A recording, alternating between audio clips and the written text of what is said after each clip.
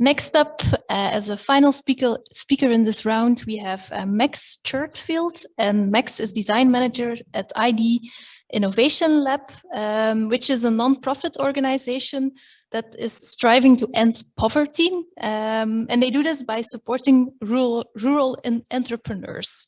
And Max is going to talk a little bit more about the expert role we often take as designers and how we should shift that a little bit to more of a coaching role.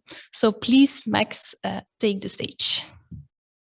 So thanks again for that great introduction. I am super honored and excited to be here to speak with you today. So I've always been interested in travel and immersing myself in other cultures and other places. I think it comes from a desire I've always had to build bridges between things and between people that at first seem quite different, but in fact have a lot of similarity. And I'd like to think that this comes from a deep sense of compassion and kindness that I've always held towards other people. And really on top of that, not just, a sense of compassion, but a desire to do something with that, to do something good in this world. And that's really what drove me to an organization called IDE, which, as was mentioned, is a nonprofit, non-government global development institution. And we work in pro-poor market development in 10 countries across Central America, Africa, and Asia. And the key thing about the work we do is that for us, customers, the people we work with, we regard as customers and entrepreneurs, not as beneficiaries or recipients of aid, which is sort of a traditional aid model, so to speak. Now, within IDE, I have the distinct pleasure of working with a fun group of people called the Innovation Lab. And within IDE's general scope of work, we provide go-to-market strategies for the solutions that IDE comes up with, which involves innovative service and product design, behavior change design, design coaching and knowledge exchange, design for gender equality and social inclusion. And an emerging area for us is circular design. Now, within all of those things, there's sort of three important tenets that we value in our work, among lots of things, but key for our work is deep customer immersion through in-person ethnographic research and through in-person ideation and co-creation. So for us and the places we work and for the people we work with, it's crucial that we're able to have this sort of deep sense of immersion in order to be successful. So when I was assigned to work on an external consultancy based in Madagascar that would explore possible market-based solutions and service design models for sanitation, this is what I was expecting. I was expecting to be able to do some deep immersive work, to travel to Madagascar, to be able to learn more about the situation and kind of work on this design process from an in-person perspective.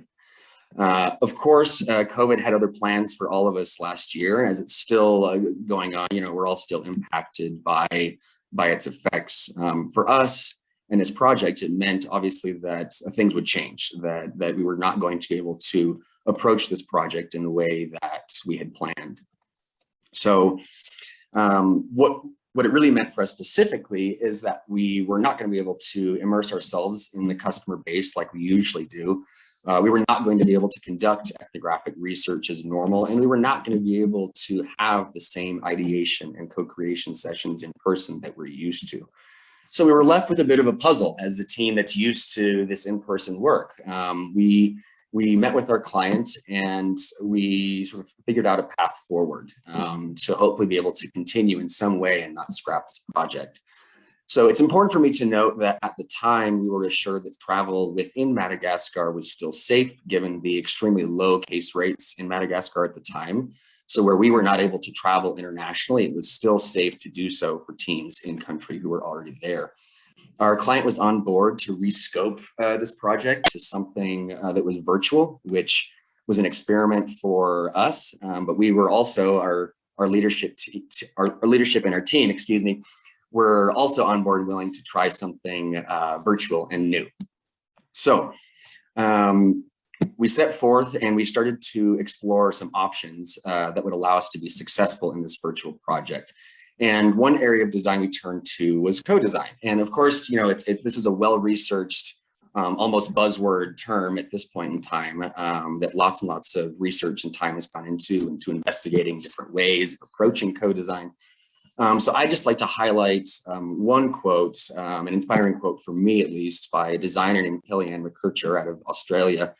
And that is that co-design is about challenging the imbalance of power held within groups of individuals who make important decisions about others' lives, livelihoods, and bodies, often with with little to no involvement of the people who will be most impacted by those decisions. Co-design seeks to change that through building new relationships, capability, and capacity for boundless curiosity. It uses inclusive convening to share knowledge and power. So among the definitions of co-design out there, I was most struck and inspired by this when we were doing our research into how to implement some tenets of co-design in our work. So what it meant for us is that if we think about a very simplistic design process, chances are your design process does not look like this. Maybe it looks like this. If you're me, it looks like this. But the idea for us implementing a co-design approach is that in a classic design process, you have different points where you get user input, and you have different points where decisions need to be made. And those are often made by a design team, design professionals, design experts, if you will. And so no matter what the process is, these different points exist where decisions need to be made. So with co-designing, with what we wanted to do, we wanted to shift that a little bit so that rather than being design doers and experts, our team would become process coaches, since we were unable to be doing this work in person. And where previously in a classic design process, you have points of user input, we wanted to figure out a way for that input to sort of turn into opportunities for users to be designers and to be decision makers in this process. So our new kind of like idea for a hybrid team would involve remote design coaching staff from IDE, and a team of local designers. Crucial here is that the new sort of paradigm for decision-making would be a more collaborative, at least that was our idea, that it would be a process of involving both the coaching staff and the local design team on the way. Of course, I don't want to ignore the fact that we still, of course, had multiple points of user input from the research and from different feedback sessions with stakeholders along the way, as in any process, or any classic design process. So with that sort of idea in mind and this sort of new approach, we started to investigate how we could address those three challenges that I mentioned earlier that COVID-19 caused for this project plan. So when we think about the first challenge of addressing how we were going to immerse ourselves in the customer base, we decided to hire and compensate a local research and design team. And this was a blend of both staff from our client's local office in Madagascar, and also a group of freelance entrepreneurs who we spent a month hiring and onboarding to join our design team for this project. Crucial here is that they were not only Malagasy, but this team represented different regional and microcultures within Madagascar, which is important because dialects and different cultural norms actually change from place to place. So having language and cultural representation embedded in our design team from those different regions was an incredible opportunity for us to do this work well. In terms of that second challenge about how we were going to actually do this work, so we decided to implement an iterative process where we alternated a week of design process training with a week of fieldwork analysis and synthesis. So the idea here is that we would do almost a mini workshop on different parts of IDE's design process, and then work very closely with the local research team to actually implement that phase in the process in their research. And this allowed us to introduce new elements of the design process in pieces rather than dumping it all on the team at once, and then allowed a lot of sharing and feedback along the way between questions about the process and questions we had about the research when they were starting to uncover some findings. In terms of that third challenge, a lot of us have figured out solutions to this same challenge of in-person collaboration, ideation, and co-creation, and how to do that remotely. So for us, we made sure that that local team had a reliable connection. So we compensated them for that so that we could all be conversing and giving feedback and asking questions whenever needed. We ensured that we had multiple formal and informal communications channels with the team across several different time zones, so that whether it was a question about training or a question about an upcoming interview or an issue the team was having, they could get a hold of someone on the coaching team across any of those 5 time zones whenever they needed to. The last part here is that we did implement this model of having daily remote check-ins. And I have some exclamation points there because I'm sure there's some raised eyebrows like, wow, that's kind of intense. Yes, it was intense. But we really wanted to replicate this idea of being in the same conference room and having the opportunity to share ideas daily and more live, as opposed to having more spread out meetings. So we could really give feedback and ask questions, and so that the local design team could do the same. The last part, many people are familiar with, but just to highlight that a digital collaboration space, for us it was Mural, was absolutely crucial for this to work. So thinking about what we learned from this process. Now, of course, it'd be great to say that like, oh, our first attempt at virtual co-design was perfect, it's amazing, and you know, it all went off without a hitch. Well, of course, there were some hurdles and challenges.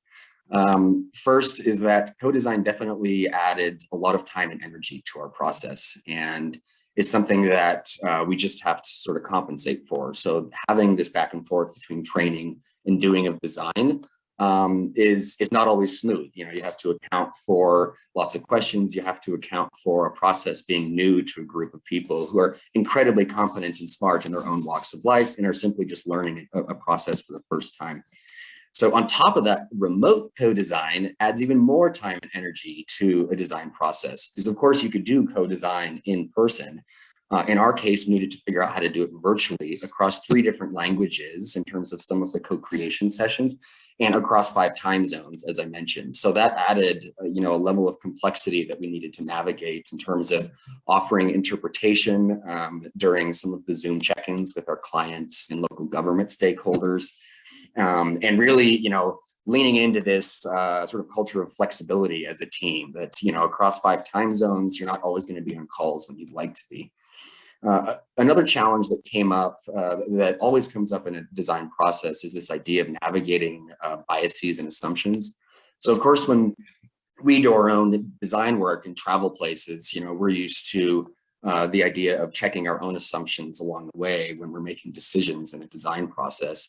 And in this case, we were working with a team that was largely researching communities and regions where they were from.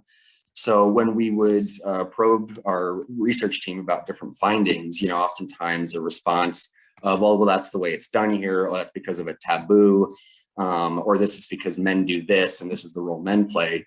You know, there were great opportunities for us to push back and to challenge some of those assumptions and biases, and really turn it into a conversation, as happens in any design process when, you know, you have to confront your own assumptions along the way.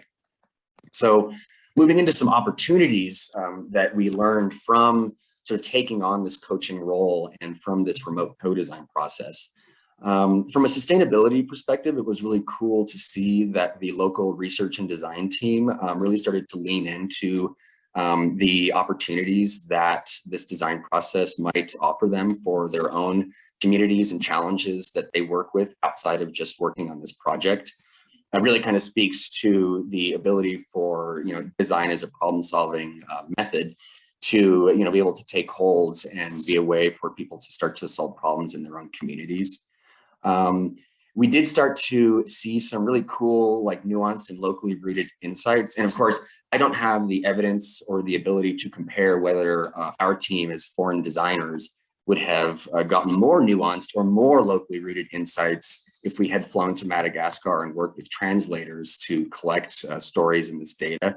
What I will say is that working with a team who are regionally local offered us an incredible opportunity to be able to contextualize some of the findings in a lot more cultural detail than I believe would have been possible if we'd been doing this remotely or if we'd been doing this in person as foreigners.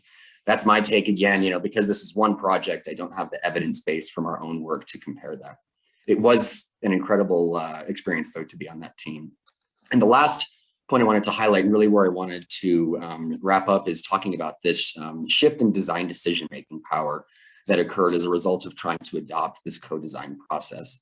So coming back to this quote from Kelly Ann, I wanted to highlight a couple elements here, and that's the idea that co-design is this idea of challenging an imbalance of power and uses inclusive convening to share knowledge and power. So when we think about power as kind of a scale like this, and think about a classic design process where a design expert makes a decision, the person making the decision really has kind of the power in that process. No matter how many users you're interviewing, it's always going to be the decision maker in the process that holds the power. Now, in an international development perspective, me being a foreign, male, white, English-speaking design expert, when I enter a space, I come with a ton of privilege, especially given the colonial and historically exploitative contexts that have sort of characterized some of the relationships between Western countries and some of the countries where we work. It's incredibly important for me to be cognizant of this privilege when I enter any design decision-making space. So the idea of adopting this co-design decision-making model is that it's at least an attempt to tip that scale in a more positive and constructive direction, in my opinion. Where a combination of having local designers as decision makers in the design process and involving typical points of user input help balance that power out. Now, of course, let's not ignore the fact that I'm still coming to this space as an English-speaking white male foreign designer. And so I think, to bring everything back to where I started,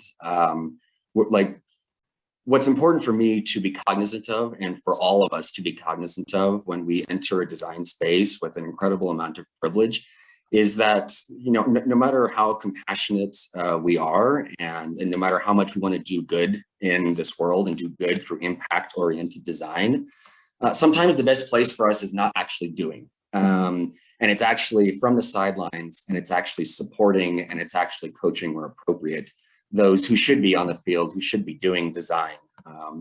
And so I leave you with this image as one of my favorites, because it speaks to the fact that everyone's on their own path of growth. And sometimes it's just our role to support that and support people in the way they want to grow. Thank you very much. Thanks a lot, Max, for that very insightful story. And I think an experience not many of us have been able to have ourselves.